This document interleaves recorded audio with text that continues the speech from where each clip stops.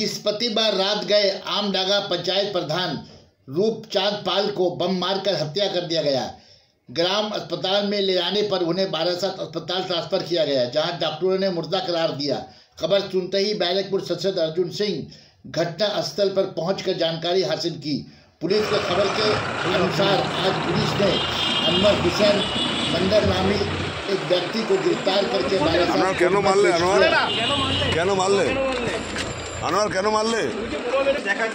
আনোয়ার তোমাকে কি ফাঁসানো হলো? আনোয়ার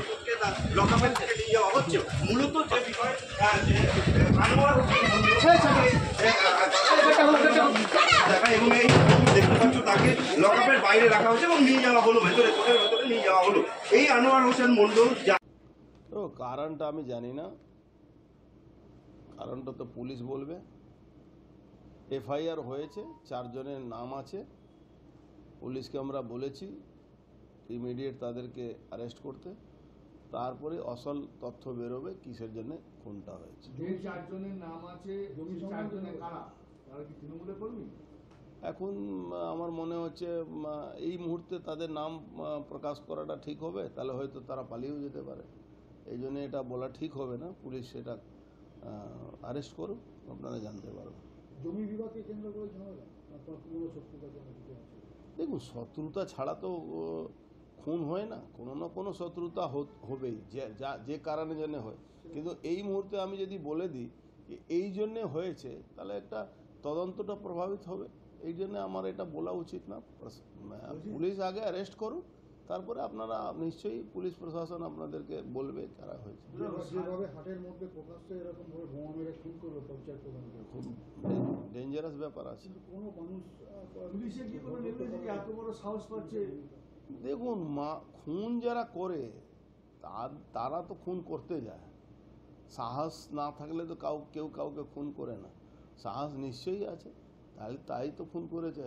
হাজার হাজার লোকের মাঝখানে খুন হয়ে যাচ্ছে, তার মানে তো সে সাহসই আছেই।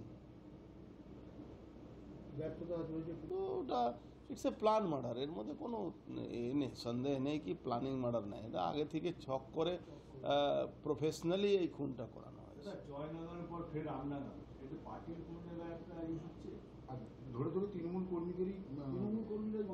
দেখুন, এটা তো ক্ষতি তো হচ্ছে, এটাকে কিভাবে ওভারকাম করতে হবে পার্টির তরফ থেকে চেষ্টা চলবে, প্রশাসনও চেষ্টা করছে। দেখা দলের ক্ষতি না সংগঠনের ক্ষতি? সবটাই ক্ষতি, সবটাই ক্ষতি। ক্ষতি হলো না, আমার দলের ক্ষতি হলো, আমার সংগঠনের ক্ষতি হলো, আমার কর্মী মারা গেল, আমার একটা ফাইটার কর্মী মারা গেল, আমার তো ক্ষতি হয়েছে।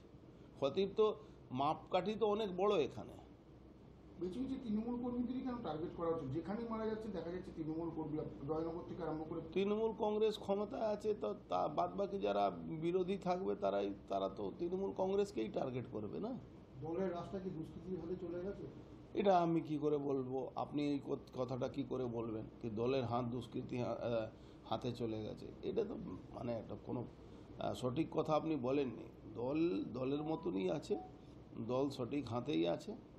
দুষ্কৃতি সবসময়ই থাকে, দুষ্কৃতীদেরকে দমন করতে হয়, এটা আপনার সঙ্গে আমি একমত আছি। দুষ্কৃতি কারো দলের হয় না, কারো সংগঠনের হয় না।